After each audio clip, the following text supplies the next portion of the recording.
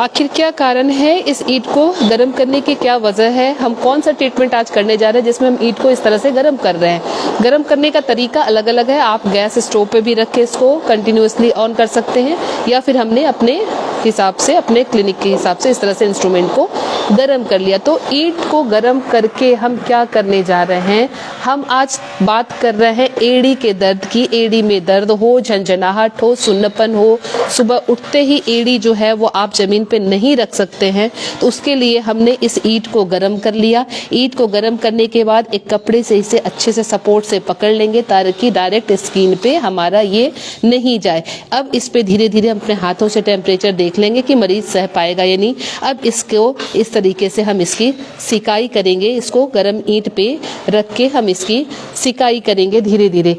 आखिर क्या है एड़ी के दर्द का कारण और हमें क्यों इसमें जरूरत पड़ती है ट्रीटमेंट की। तो एड़ी के दर्द के बहुत सारे कारण हैं, जिसमें सबसे पहला हमारा आता है प्लांटर फैसाइटिस। इसके अंदर क्या होता है, प्लांटर फेशिया जो है एक लिगामेंट होती है जो हील बोन को आपके यहाँ तक जोड़े रखती है। ये पूरे एक लिगामेंट होती है जो यहाँ से यहाँ तक ज्वाइन होती है।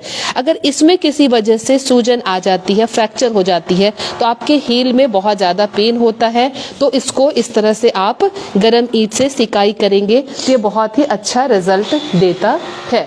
दूसरी बीमारी हमारी एड़ी से रिलेटेड होती है जिसको हम बोलते हैं एक्किलेस टेंडिनाइटिस।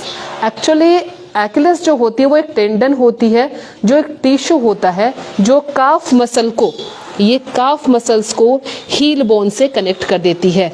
अब अगर इसमें कोई डैमेज आ जाती है, और ये that is the strongest and longest जो है ये हमारा मसल होता है शरीर का, अगर इसमें कोई इंजरी आ जाती है, इसमें कोई प्रॉब्लम आ जाती है, तो यहाँ से भी आपके एड़ियों में दर्द आना शुरू हो जाता है। तीसरा रीजन जो है वो है स्ट्रेन या इंजरी की वजह से। जनरली जो एथलीट या रनर होते हैं उनमें भागने या दौड़ने की स्थिति में जो है ये जब आ जाता है आपके केस में स्ट्रेन या इंजरी जो बार बार आती रहती है, तो उसकी वजह से भी हमारे एड़ी में दर्द हो सकता है। तीसरी चीज होती है हमारी नेक्स्ट जो होती है वो होती है हील बर्साइटिस। तो बर्सा एक लिक्विड होता है जो आपके यहाँ पे हील के पोटली के फॉर्म में आपके लिक्विड जो है वो जगह जगह शरीर के और भी होती है, बट हमारे यहाँ भी प्रेजेंट होती है। तो उसमें किसी तरह की अगर स्वेलिंग आ गई, सूजन आ गई, तो इसकी वजह से भी हील में प्रॉब्लम होती है। तो हील के कारण बहुत सारे हैं। कुछ हील प्रॉब्लम एक ऐसी होती है जिसमें हेगलैंड्स डिफॉर्मिटी जनरली जो है ये बच्चों में भी होता है, जो आपका सीवियर्स डिजीज होता है 8 से 16 साल के बच्चों में होता है। उसमें क्या होता है कि इस हील के बोन जो है इसमें इनलार्जमेंट आ जाती है। तो आप बहुत ज्यादा टाइट शूज या पैक्ड शूज बहुत देर तक पहने रहते हैं, तो ये बोन जो है उस जूते से रगड़ खाता रहता है। उस जूते से रगड़ खाने की वजह से वो बार बार डैमेज होता है और उसकी वजह से एड़ी में पेन होती है। तो एड़ी में पेन में क्या होता है कि सुबह उठते ही एड़ी को जमीन पे रखते ही एड़ी में बहुत ज्यादा पेन होता है, और फिर दिन भर चलते चलते वो रोग जो है वो धीरे धीरे सामान्य होने लगता है। तो इसके लिए हम प्राकृतिक चिकित्सा क्या अपनाएं। एक तो हमने ये ईंट का प्रोसेस कर लिया, गर्म ईंट से सिकाई, ये बहुत अच्छा रिजल्ट देगा और इसके लिए आपको किसी चिकित्सक के पास जाने की जरूरत नहीं है। लेकिन ये ध्यान रखें कि सारे ट्रीटमेंट के बावजूद भी अगर बार बार ये प्रॉब्लम आ रही है तो आपको चिकित्सक की सलाह की जरूरत पड़ेगी। एक हमारा मोस्ट कॉमन ट्रीटमेंट जो मैं हमेशा बताती हूँ कि ऑयल की मसाज।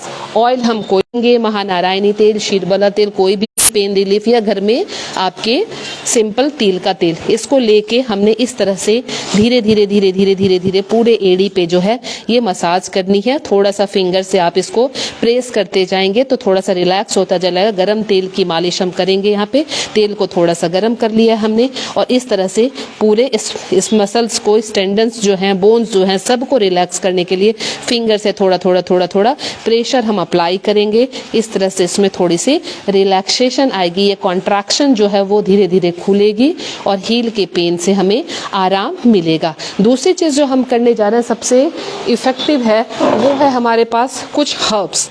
अब ये हर्ब्स कौन कौन से हैं ये मैं आपको पूरे डिस्क्राइब करूंगी। इसको हमने क्या किया, गरम कर लिया। आप चाहें तो घर में अपने लोहे की कढ़ाई में भी इसे गरम कर सकते हैं। हमने इस इंस्ट्रूमेंट में इसको गरम कर लिया।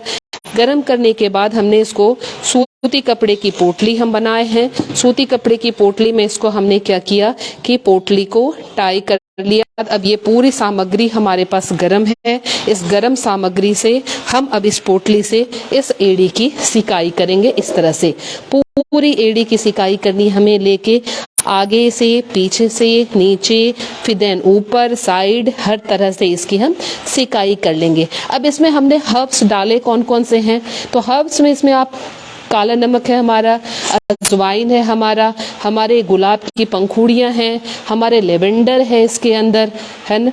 तो इन सब की पत्तियों को, हमारा कुछ समुद्री नमक भी इसमें डला हुआ है, जो डली वाली नमक होती है वो भी है। इन सब को हमने, टेसू के फूल हैं, इनको कॉम्पैक्ट फॉर्म में एक रेशियो में मिला के हमने इससे इसकी सिकाई कर दी। अब इस सिकाई हो गया। अब कुछ एक्सरसाइज के पार्ट्स भी हम इंक्लूड कर लेते हैं। तो एक्सरसाइज में आपने क्या करना है, पैर को बिल्कुल फ्लैट रख देना है और इसको आगे पीछे जो है पैरों को इस तरह से आगे पीछे करनी है। फिंगर्स को एक बार इसको आप इस तरह से अपनी तरफ खींचेंगे, दूसरी तरफ, तो इस तरह से जब आप मालिश करेंगे, अपने एक्सरसाइज करेंगे, एक पार्ट ये रहा, दूसरा आप इधर की तरफ लाएंगे, फिर इधर की तरफ लाएंगे, फिर इधर की तरफ लाएंगे, इधर की, फिर इसको क्लॉकवाइज एंड एंटी क्लॉकवाइज जब रोटेट करेंगे, इस तरह से भी आपके एड़ी के दर्द में बहुत आराम मिलेगा। तो ये कुछ एक्सरसाइज के पॉइंट्स थे और ये कुछ हमारे नेचुरोपैथी से रिलेटेड ट्रीटमेंट है, जिसमें हमने ये पोटली इंक्लूड की, हमने ये ईट को इंक्लूड किया, हमने ये मसाज के लिए कुछ लिए। तो इन सब से हम एड़ी के दर्द से छुटकारा पा लेंगे। मैं Leena Shrigyan, naturopathy and alternative therapy expert, नई दिल्ली से। मुझसे मिलने के लिए करनाल प्लस के नंबर से जरूर संपर्क करें। Thank you.